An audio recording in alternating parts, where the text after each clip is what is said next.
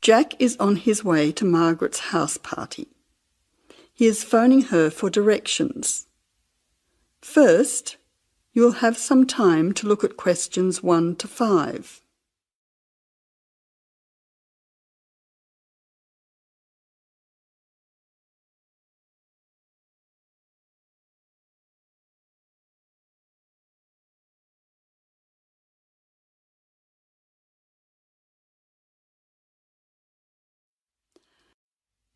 Now listen carefully and answer questions 1 to 5. Jack has got lost on his way to Margaret's party. He is phoning her for directions.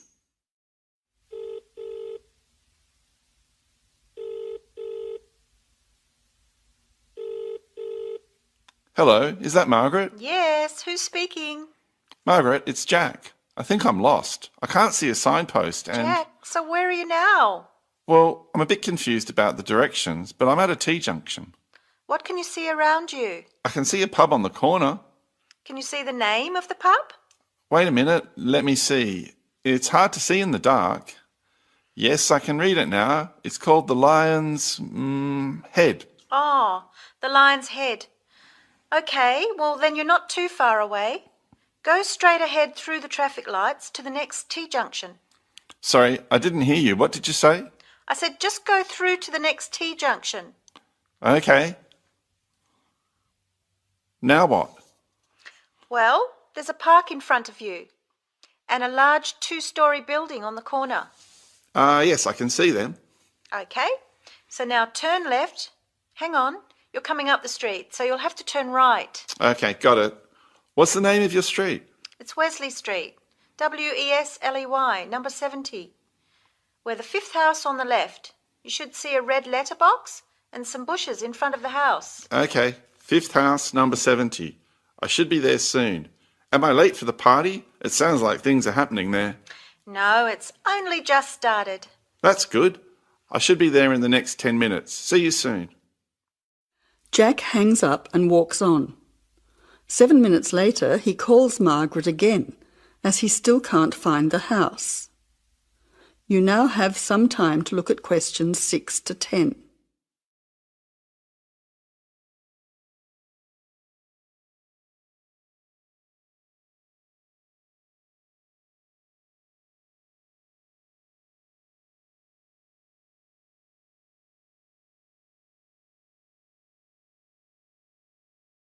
As you listen, answer questions 6 to 10.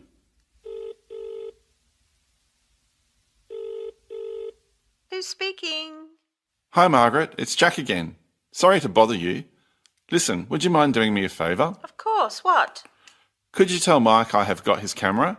I've tried to send him a text message, but it's not going through. Oh, he's not here yet. Oh dear, he said he'd be there early. He might be lost too. Okay, I'll call him. What's his number? 0482 563379. Oh, so that's 0485. No, 0482 563379. Okay, I'll call him right away. But where are you now? Well, I'm in your street, but I still can't find your house. I can't see the numbers very clearly, or a red letterbox. It's pretty dark. I thought you said it was easy to find. Oh, okay, wait there. I'll come outside and get you. All right then, and don't worry about calling Mike. I'll try to call him now. Hang on, there's someone coming down the street. It looks like Mike. Oh, and I can see the letterbox now. It was hidden behind a bush. See you soon.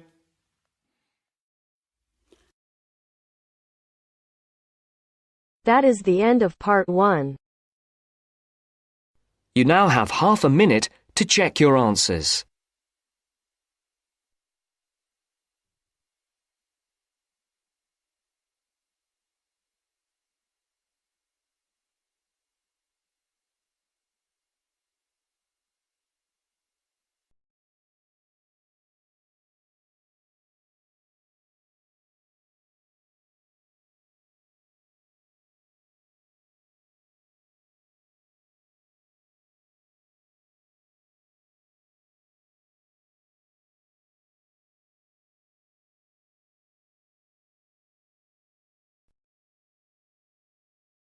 Now turns to Part 2.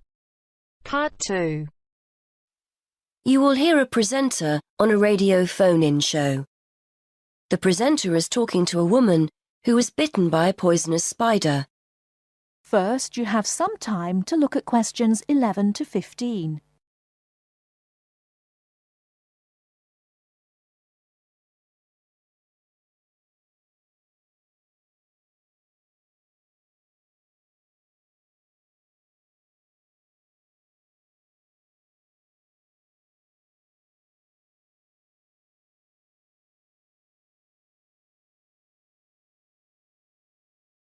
Now, listen carefully and answer questions 11 to 15. Today, we're continuing our Traveller's Tales. On the line we have Amanda Toddington, who had quite a nasty experience in Australia last year. Isn't that right, Amanda? Yes. My husband and I were on holiday and we were staying at a friend's house on the coast near Brisbane. It was towards the end of the holiday and I was about to go into the garden and enjoy my breakfast. I walked out into the kitchen, slid my left foot into my shoe and felt a tiny sting. It was pretty painless, but I shook the shoe off my foot and saw this tiny spider running out as the shoe hit the wall. Anyway, not being an expert, I presumed the worst, that I'd been bitten by something that was going to kill me, and I completely lost control. I don't think I've ever screamed so much in all my life. We'd been told beforehand to always check our shoes before putting them on, as it's a common way to get bitten. So I suppose it was my own fault, really. So what was it that had bitten you? Tony, that's our Australian friend, he immediately asked me if I knew what had bitten me, and I pointed to the corner of the room where I'd last seen the spider. He picked up a jar and found the creature in the corner where the shoe had hit the floor. "It's a redback," he said, and he gently placed the jar over the spider. The funny thing was, we'd been talking about some of the creatures we needed to be careful of a few days previously, and as he said the name redback, the conversation came flooding back to me. In particular, the fact that the bite can be extremely painful. I've found out since that the redback is from the same family as the black widow spider, and it's the female that does the damage, which it turned out was what I'd been bitten by. You must have been absolutely petrified. You can say that again. I remember feeling quite confused. I wasn't in a great deal of pain to begin with, and yet I could see from our friends' faces that they were concerned. Tony explained that the venom or poison of the bite spreads quite slowly, so the pain doesn't feel too bad at first. Gwen, Tony's wife, brought an ice pack, and Tony held it against the bite to make it less painful. Apparently, you're not supposed to put a bandage on the area, as this can make it hurt even more. Tony tried to put my mind at rest by explaining that this was quite a common bite, that the hospital would have an antivenom, and that everything would be okay. But I was beginning to panic. We were flying back to the UK the next day, and I really didn't know what to do. Before you hear the rest of the talk, you have some time to look at questions 16 to 20.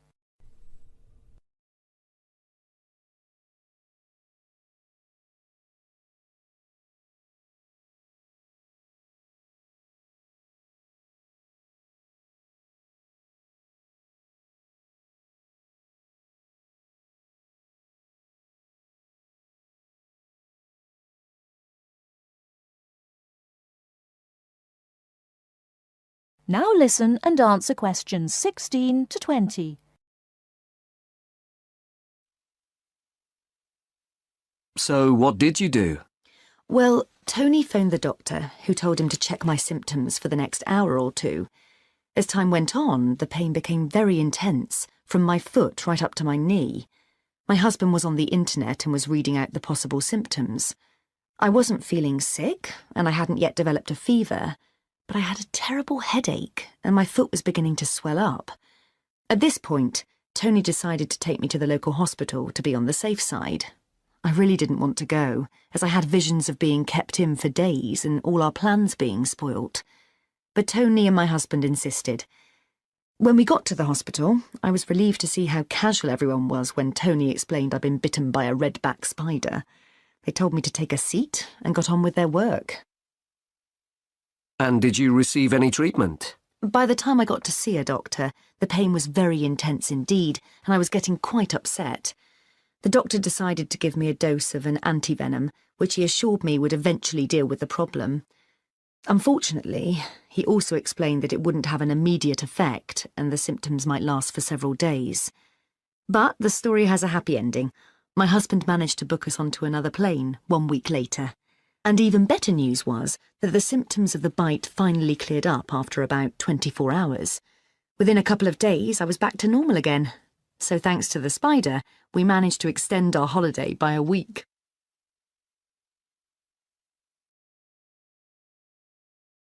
That is the end of part 2. You now have half a minute to check your answers.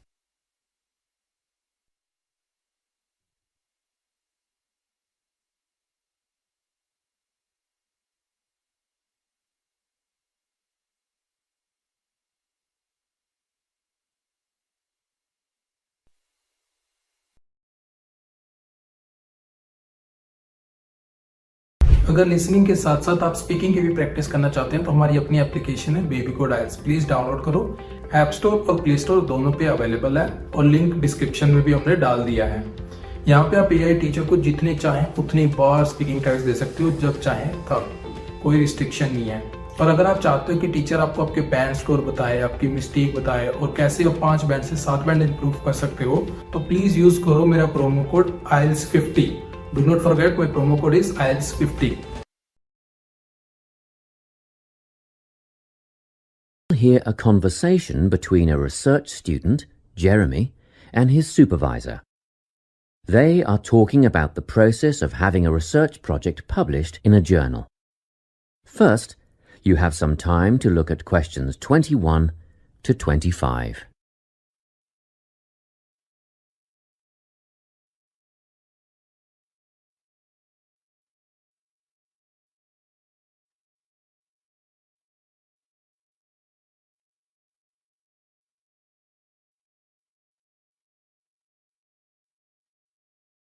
Listen carefully and answer questions 21 to 25.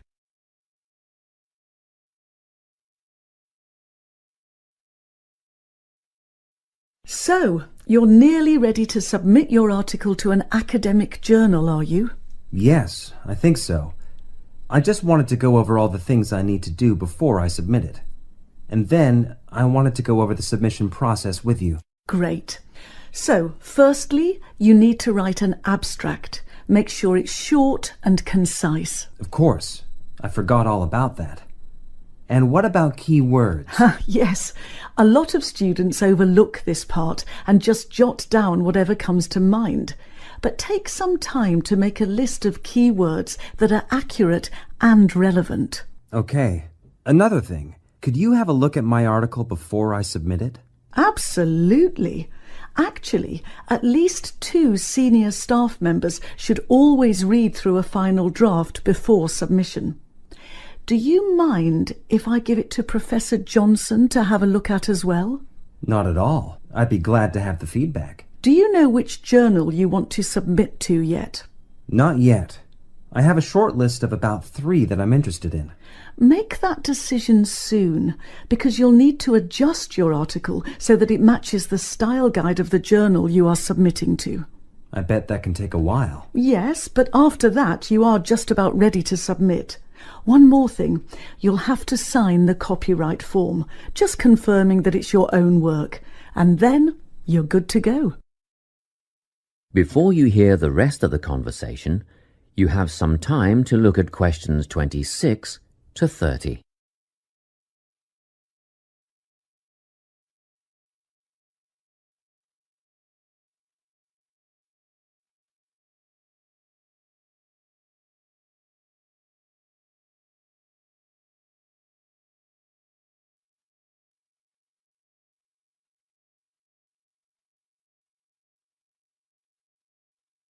Now listen and answer questions 26 to 30.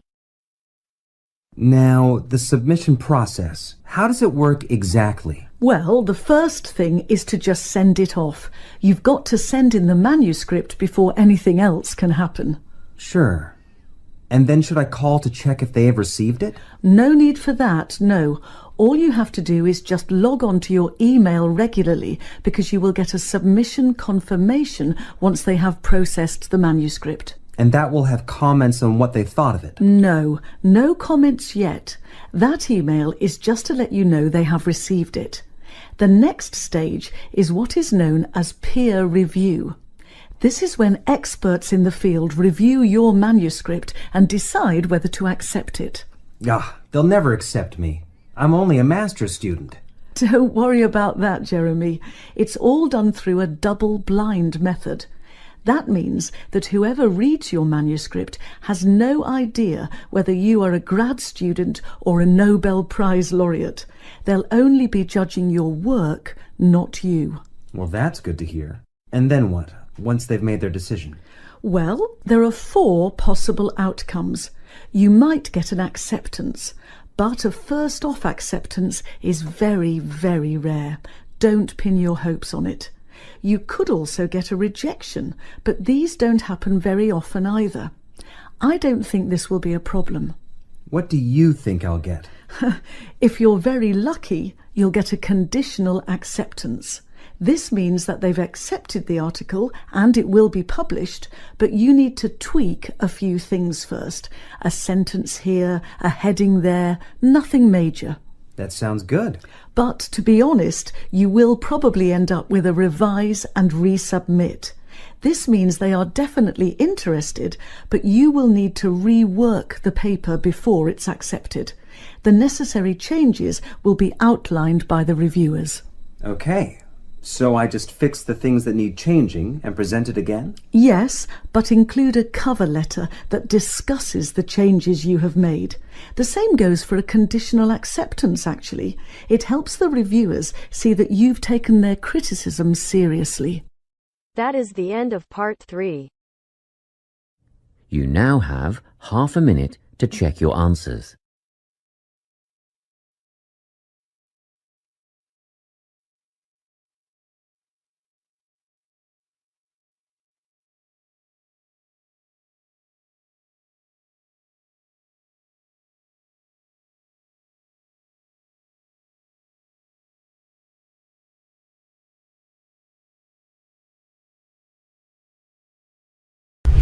अभी तक baby code app download नहीं की वो यहाँ पे सिर्फ speaking listening reading writing सारे के सारे फ्री में मॉड्यूल अवेलेबल है, वो भी लेटेस्ट कंटेक्स्ट के साथ। और तो यहाँ पे आईएलटीएस की लाइव क्लासेस भी देते हैं आईटीपी अप्रूव्ड टीचर फ्री में। तो प्लीज डाउनलोड करो, ट्राई करो और अपने दोस्तों के साथ शेयर करो ताकि ज्यादा से ज्यादा बच्चों तक ये बात पहुंच सके। Now turns to part 4. Part 4. Listen to the last part of the lecture. As you listen, complete the notes below. First, you have some time to look at questions 31 to 40.